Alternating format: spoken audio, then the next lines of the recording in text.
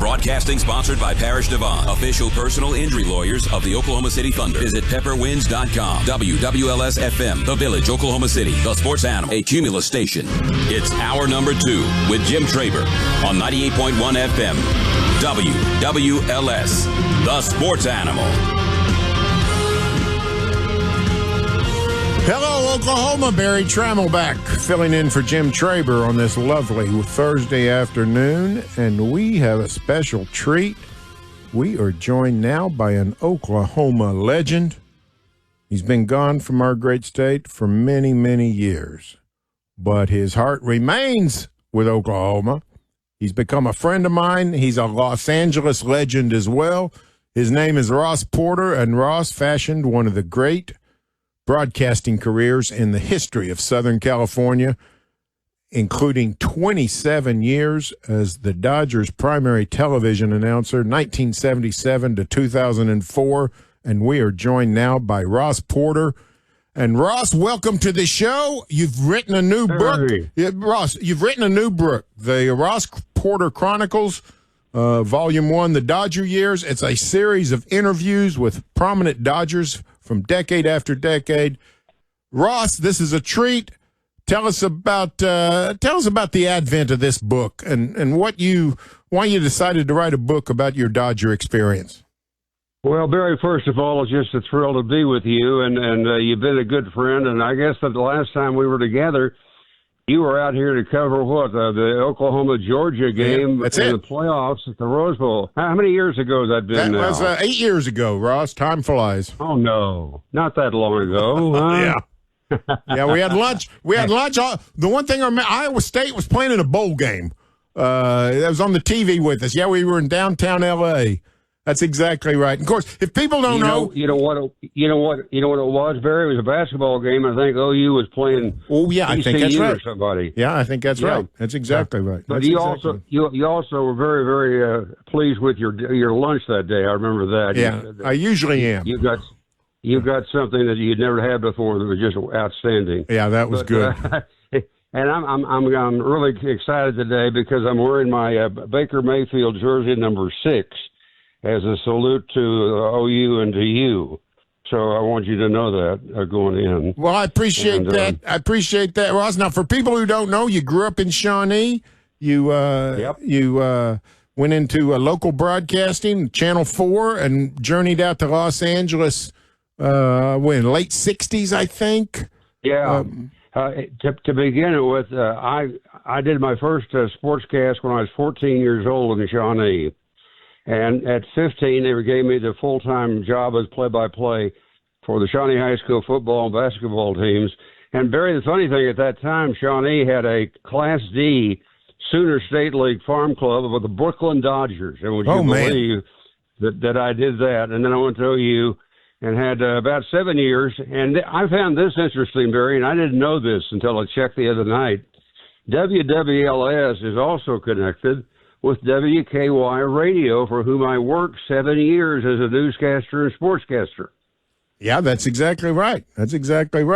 Cumulus with Joneses, we bought WKY many years ago. Yeah. Hey, this is just me indulging myself, but this idea that you called minor league baseball in Oklahoma in the 1950s, the Shawnee Hawks. Yeah. What was that? What was minor league, Class D, Sooner State League, Shawnee Hawks? What was that like? Brooklyn Dodger farm team. It was exciting, and here I am, 15, 16 years old, and I remember that there were 3 guys that came out of Capitol Hill High School in Oklahoma City. A guy named Smokey Davidson, Jimmy Davis, and a catcher named Willie Morse. And they came to Shawnee from Capitol Hill High. They were like 17 or 18 years old.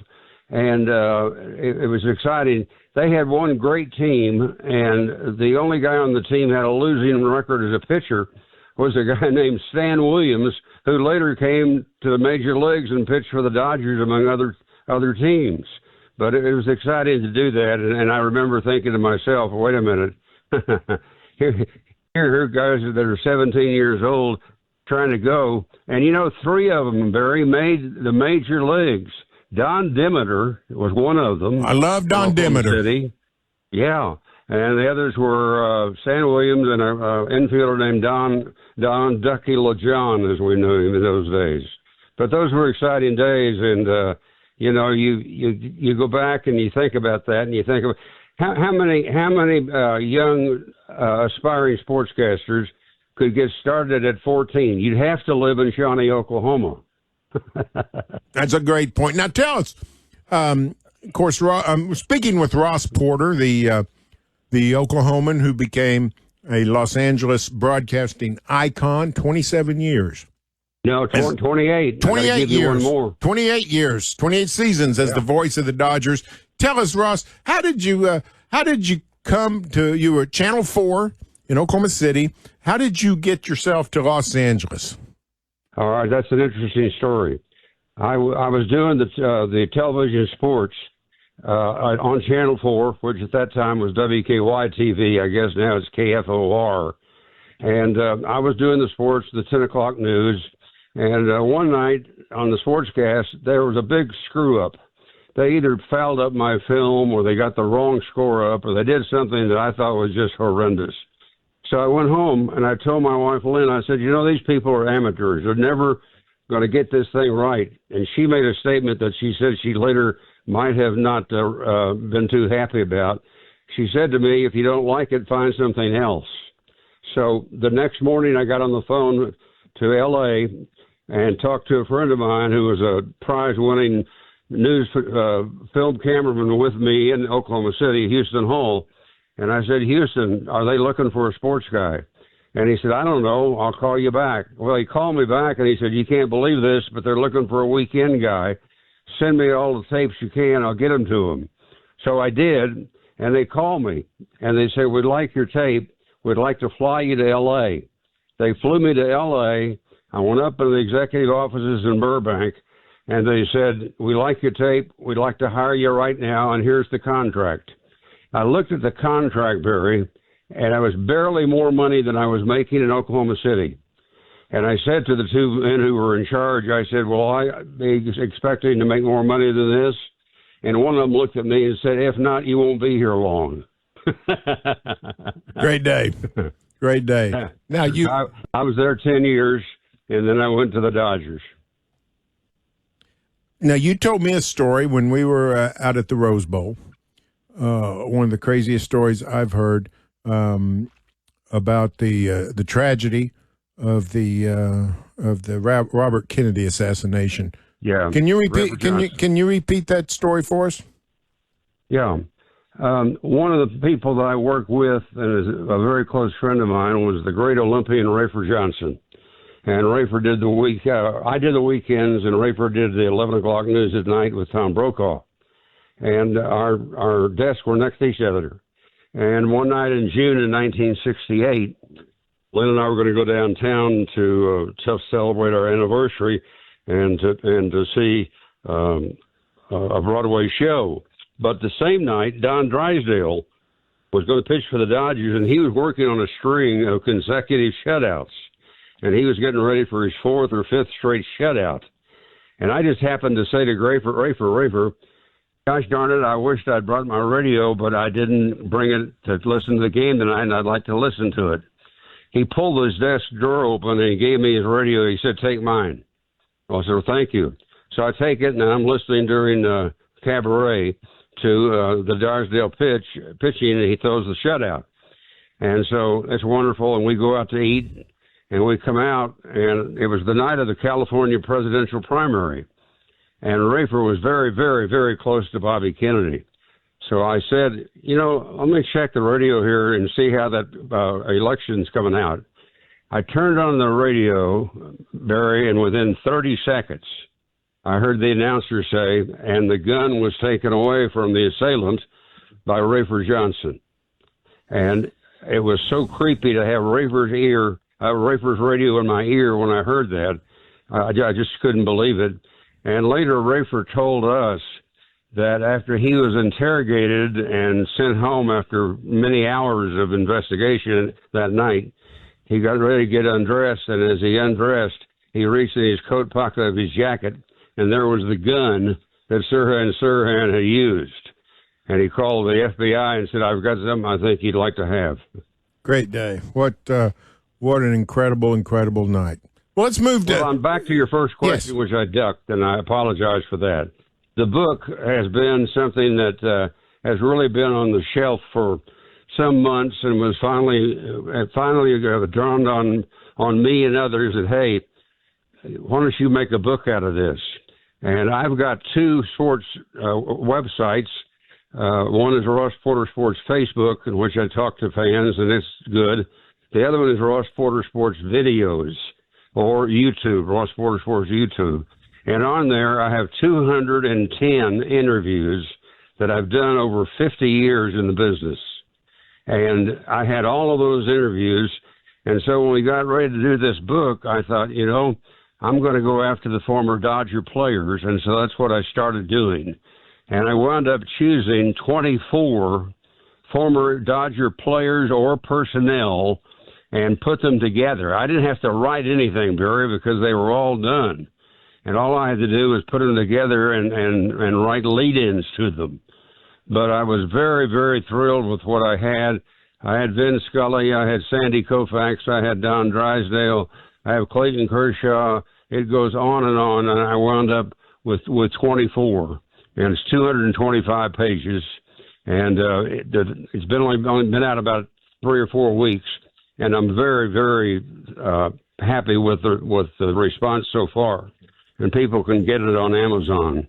Well, we're speaking with Ross Porter, the Oklahoma bred broadcaster who about almost 60 years ago went to Los Angeles and forged a fabulous career in sportscasting, including 28 years as the voice of the Dodgers. Now, Ross, 1977, I think, was your first year with the Dodgers on a full-time basis.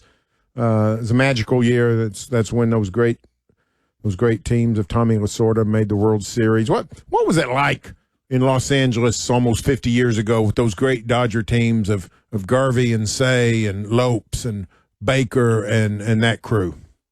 And Bill Russell from Oklahoma. That's right, Bill Broken Arrow. That's exactly right. That's right, yeah. Although he'll claim Pittsburgh, Kansas as his home. But they were great because in those years they had terrific talent. And I'll never forget, one time I was on an airplane going back to New York for a meeting of all of the NBA. I did the NFL for 7 years, Barry. And one of those years I flew back for the announcers meeting in New York, and I was seated with Dick Enberg. And Dick, of course, did the Angels for many, many years. And Dick turned to me and said, "Ross, you don't know how lucky you are. You've been with the Dodgers 5 years. You've been in 3 World Series. I was with the Angels 9 years, and we were never, ever in the pennant race in September." Wow. So that's the way it went. But they had, as you say, they had solid teams. They lost in 77 to the Yankees. They lost in 78, and then they came back and beat them in 81. And so they won 3 of the 5. And then they won again in 88 when the famous Kirk Gibson home run, and they beat the A's in 5 games. And then they went 32 years, Barry, before they won again in 2020. When you look at the Dodgers today, of course, they've had a great run here in the 20s. Great players, the fans love them, all that kind of stuff. But it's a little bit different, I think. And one of those, even playing in the same ballpark, but one of the differences is the management and the ownership has changed so much. And back when you were calling the games, the same family that brought the Dodgers to Los Angeles were still running the ball club. Peter O'Malley, the son of Walter O'Malley, wrote the foreword for your book. What was it like working for the O'Malley family? Oh, it was perfect, Barry. Could not have been better. I had 22 of my 28 years with the O'Malleys owning the team, and not once in 22 years did they ever say to me, "Hey, we don't like the way you said this, do this and change this and do that." They left me alone. And their philosophy was, and it was true not only with me, but with anybody else that they hired, and that was it. If we hire you, we have trust in what you're going to do, and we're not going to get in your way. And you don't find many bosses like that. And, of course, one of your broadcast partners for all those years was the immortal Vin Scully. He primarily did radio. You primarily did the television, but there was some overlap. What was it like working with Vin Scully? Well, he is the finest baseball announcer ever. There's not even close as to who's in contention with him. But he was wonderful to work with. He and I never had a crossword between us. And I will say this for him. I thought he was the most popular man in California. And as the result of that, I saw him in every situation. People asking him for autographs, for photographs, just to talk about how this guy went to Ebbets Field with his granddad and saw a game. All that time, Barry, I never saw Vin Scully rude to one person. And I'll tell you a funny story about that. One time he got a phone call, and this fellow said, Vin knew him. He said, I'm the head of the Democratic Party in California. I'd like to have lunch with you. So they went to lunch, and the guy said, we've been thinking about it, Vin, and we want you to run for governor on our ticket. And Vin said to me, I knew immediately that I was going to turn it down, but I owed him the courtesy of not just saying no. So I said, let me think about it. I'll call you in 24 hours. So he waited in 24 hours. He called the man, said, I want to thank you very much for the opportunity, but I'm very happy with the Dodgers. I'm going to stay and do what I'm doing. Thank you. And hung up. Vin said to me, what the guy didn't know was I'm a Republican. Well, there you go. Well, that's some great stuff. Well, Ross, this has been great. Listen, this book, it includes, as you mentioned, Koufax, Drysdale, all those guys, Don Sutton, Ron Say, Tommy Lasorda, Peter O'Malley, and Roy Campanella, Mike Scioscia, Fred Clare, just Fernando, all these, just player after player, executive, manager, a prime piece of literature for people, of which there are many, who follow the Dodgers. How do they get your book, The Ross Porter Chronicles? Yeah, you would go to Amazon and ask for that book. You'll get it in a few days. That's the best way to do it. We have another way with us to do it through my website. But to be honest with you, Barry, we're sold out. So we don't have any books to sell until January. Well, fantastic. That's great. Well, that's great. And I want to tell you while I have you, and I've said this before. You gave me one of the great accolades of my career when you wrote the column after we met out here before you played Georgia. And your column read, and I'll never forget this, your column read, Ross Porter is an Oklahoma treasure. And that's one of the biggest compliments I've ever had, Barry. Thank you. Well, thank you, Ross. It's been a joy to get to know you. I'd followed you for years. Channel 4, particularly, Bob Berry and people from the old WKY, then KO4R, always was proud of the fact that you were a Channel 4 alum and doing so well out in Los Angeles, became the Los Angeles icon. And you never forgot your Oklahoma ties, always flew the Oklahoma flag, and we proudly claim you as an all-time great Oklahoman. Well, thank you, Barry, and continued success, and thanks for having me on today. I really appreciate it, and best of everything to you and all of my good friends back in Oklahoma. We still love you. Hey, thanks a lot. Ross Porter, the one of the all-time Dodger broadcasters. What a career. Along